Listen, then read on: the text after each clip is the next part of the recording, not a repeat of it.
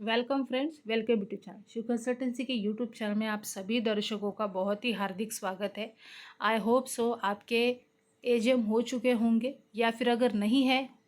तो अभी 2 संडे बाकी है, तो हो सकता है 22 या 29 को आपके सोसाइटी के एजीएम का प्लान हुआ होगा। हमने देखे हैं कि जब भी एजीएम के मिनट्स बनते हैं या फिर एसजीएम के भी मिनट्स बनते हैं तो कई बार 3-4 कॉमन मिस्टेक्स दिखते हैं जो बाद में जाके पता चलती है और फिर उनको रेक्टिफाई करना थोड़ा सा मुश्किल हो जाता है। तो कौन सी ऐसी कॉमन मिस्टेक्स है जो हो सकती है या इम्पोर्टेंट पॉइंट्स है जिसको ध्यान में रखना चाहिए मिनट्स बनाते समय, ये हम इस वीडियो में जानेंगे। तो इस वीडियो को अंत तक ज़रूर देखिएगा। छोटा सा ही वीडियो है लेकिन आपके उतना ही काम का है। सबसे कॉमन मिस्टेक थोड़ी होती है कि जब भी कोई पॉइंट डिस्कस होती है एजेम में तभी ऑफिस बेरर्स सजेस्ट कर सकते हैं उस पॉइंट को, लेकिन उसमें प्रपोज या सेकेंडेड बाय में ऑफिस बेरर का नाम नहीं आ सकता। अभी प्रपोज मीन्स एक आध टॉपिक या एक आध पॉइंट है जो वो रेकमेंड कर रहे हैं कि ऐसा होना चाहिए, और सेकेंडेड बाय मीन्स वो उसको, जैसा हम हिंदी में कहते हैं कि कोई आपको सुझाव दे रहा है और दूसरा उसको सम्मति दे रहा है कि हाँ हाँ ये होना चाहिए। तो ये प्रपोज और सेकेंडेड में कभी भी ऑफिस बेरर का नाम नहीं आ सकता, बिकॉज ऑफिस बेरर जो भी टॉपिक है वो सिर्फ लोगों को एक्सप्लेन कर सकते हैं, सजेशंस बता सकते हैं कि हम ऐसे ऐसे करने जा रहे हैं, उनके प्लानिंग और उसके एक्शन प्लान बता सकते हैं। बट लोगों को वो फोर्सफुली अपना रिजोल्यूशन में अपना ही नाम डाल के नहीं बता सकते कि हम ही प्रपोज करें और हम ही सेकेंडेड करें। तो हमेशा ये ध्यान में रखिएगा जब भी आप मिनट्स बनाते हो और कोई भी रिजोल्यूशन पास होता है तो वो रिजोल्यूशन में ये तीन छोड़ के, मतलब सेक्रेटरी, चेयरमैन और ट्रेजरर, ये तीनों का नाम छोड़ के आप बाकी लोगों का नाम डालें, मतलब स्पेशली जनरल मेंबर्स में से ही वो कोई होने चाहिए। तो जब ये डिस्कशन होता है तभी आपको नाम नोट डाउन कर लेना है कि किसने इसको प्रपोज किया और किसने इसको सेकेंडेड किया है। और फिर बाद में जब ये एग्रीड बाय आता है तभी जितने भी मेंबर्स हैं उन लोगों ने एग्रीड किया, ऐसे आप लिख सकते हो। तो ये सबसे कॉमन मिस्टेक पाई जाती है। दूसरा है कि जब भी कोई टॉपिक इम्पॉर्टेंट है तो उसका रिजोल्यूशन पास करवाना इम्पॉर्टेंट है। कभी कभी इसके रिजोल्यूशन पास नहीं होते हैं। सेकेंडली, अगर कोई टॉपिक प्रॉपरली डिस्कस नहीं हुआ, मतलब उसका आपको सॉल्यूशन नहीं मिला है, वो हाफली डिस्कस हुआ है और ऐसा डिसाइड हुआ है कि बाद में प्रोपोर्शनेट उसका बाद में डिस्कस किया जाएगा, आइदर एसजीएम लेके, या फिर कोई ऐसा टॉपिक है कि जिसमें आपको कुछ मेजर रिपेयर के बारे में डिसीजन लेना था लेकिन कोटेशंस अवेलेबल नहीं थे, या कोई भी खर्चे के बारे में डिस्कशन करना था लेकिन उतनी सफिशिएंट इन्फॉर्मेशन नहीं थी, तो टॉपिक डिस्कस हुआ लेकिन रिजोल्यूशन पास नहीं हुआ। बट इन केस कोई टॉपिक डिस्कस हुआ और उसमें आप अंत तक पहुंच भी गए, आपको सम्मति मिल भी गई लोगों की, तो आपको प्रॉपरली वो रिजोल्यूशन में डालना है मिनट्स बनाते समय, और वो डिटेल में सेल्फ एक्सप्लेनेटरी होना चाहिए ताकि सामने वाले को वो समझ सके। तीसरा एक ये होता है कि कोई टॉपिक और उसका जो,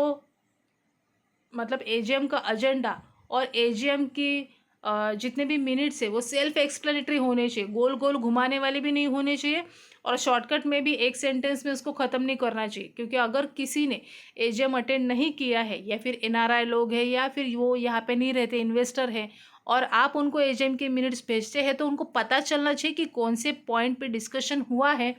और कौन सा पॉइंट पे वहाँ पे रिजोल्यूशन पास हुआ है। अगर कोई खर्चा बढ़ाने वाली बात है, कोई अगर आप फैसिलिटी ऐड करने जा रहे हो या मेंटेनेंस बढ़ाने जा रहे हो, किसी के कारण आप कलेक्शन करने वाले हो, तो सामने वाले को पता नहीं चलता अगर आपने प्रॉपरली मिनट्स में वो डाला नहीं होगा तो आपका वो प्रॉपरली एजेंडा का पॉइंट और आपका जो डिस्कशन है वो प्रॉपरली अलाइन होना चाहिए। नहीं तो वो फिर बिखरता रहेगा, कहीं भटकता रहेगा, तो सामने वाले को समझेगा भी नहीं। और एक चौथा पॉइंट है कि जब भी आप एजीएम के मिनट्स बनाते हो तो ये भी चेक कर लीजिएगा कि पॉइंट टू पॉइंट डिस्कशन हुआ है या, और पॉइंट टू पॉइंट आपने सारे जितना भी डिस्कशन है वो आपने एज पर एजेंडा डाले हैं ना। मतलब जब भी आप मिनट्स लिखते हैं और बनाने भी बैठते हैं तो पॉइंट टू पॉइंट, मतलब फर्स्ट अगर आपका एजेंडा है कि लास्ट ईयर के आपके मिनट्स को कंफर्म करना है और इसको अप्रूव करवाना है, तो वो भी आपको उस एजेंडा के सामने नीचे आपको डिस्कशन डालना है। अगर आपका आगे का पॉइंट आता है कि आपको बैलेंस शीट को अप्रूव करना है, ऑडिटर का अपॉइंटमेंट लेना, ऑडिटर को अपॉइंट करना है, या फिर और कोई डिसीजन लेने हैं, तो वो पॉइंट टू पॉइंट अलाइन होने चाहिए। नहीं तो ऐसा नहीं कि एजेंडा नंबर 1 कुछ और था और आपने कुछ और डाला, एजेंडा नंबर 2 कुछ और था और आपने कुछ और डाला, वैसा ना हो, ताकि सामने वाले को पढ़ते हुए भी समझ में आए, इसके लिए वो लाइन होना ज़रूरी है। पांचवा एक टॉपिक ऐसा है कि अगर कोई टॉपिक बीच में डिस्कस हुए हैं with the permission of the chair, मतलब चेयर पर्सन के परमिशन से अगर एनी अदर मैटर्स में कुछ टॉपिक डिस्कस हुए हैं और आपको उसको ऐड करना है मिनट्स में, तो सारे आपका जितना भी एजेंडा के पॉइंट्स है उसको ख़त्म करने के बाद ही आपको एनी अदर मैटर में डालना है। भले ही वो डिस्कशन बीच में हुआ है या किसी टॉपिक से रिलेवेंट था और उसके ऊपर आपको सॉल्यूशन मिल चुका है जनरल बॉडी मेंबर्स के सामने से, तो आप ले लो, लेकिन आप उसको एनी अदर मैटर में डालो, क्योंकि आपका एजेंडा है और आपके मिनट से वो आपके दोनों भी अलाइन होने ज़रूरी है। और कोई इसके अलावा वाला टॉपिक है वो आपको एनी अदर में लेके जाना है, तो ये हमेशा ध्यान में रखिए, नहीं तो फिर आपके मिनट जो है वो एजेंडा से मैच नहीं होंगे। और अगर कोई रिजोल्यूशन प्रॉपर बनाया भी है या कोई प्रॉपर रिजोल्यूशन आपका हुआ भी है, तो उसको भी आप नंबर वाइज प्रॉपर डालें। फॉर एग्जांपल, जैसे अगर आपको स्लाइड में दिख रहा होगा कि एक वेंडर था जिसका एक इनकम्प्लीट रिपेयर का वर्क है, तो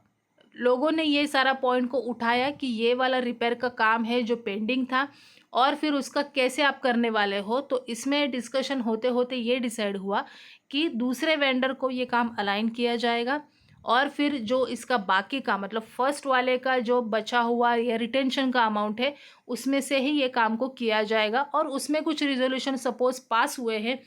तो वो रिजोल्यूशन आपको वहाँ पे प्रॉपर डालना पड़ेगा कि किसने इसको प्रपोज किया, किसने इसको सेकेंडेड किया, कितनी अमाउंट उसकी बैलेंस थी। अगर अमाउंट आपको पता नहीं है तो जो भी व्हाट्सएवर जो बैलेंस अमाउंट है वो इसको पे की जाएगी और इसका जो बैलेंस काम है मतलब वो इसको दिया जाएगा। तो इस तरीके से अगर आपका कोई एनी अदर मैटर में भी टॉपिक डिस्कस हुआ है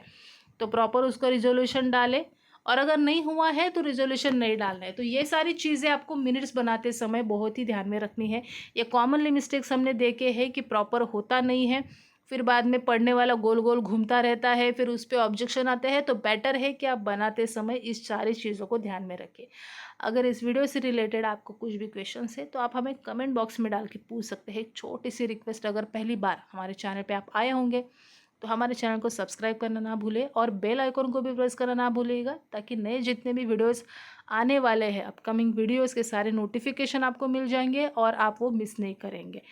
अगर ये वीडियो आपको पसंद आया होगा तो आपके दोस्तों के साथ शेयर करना ना भूलेगा, बिकॉज सब तो सोसाइटी में रहते ही है तो उनके लिए भी इतना ही इम्पोर्टेंट टॉपिक है। So thank you for watching.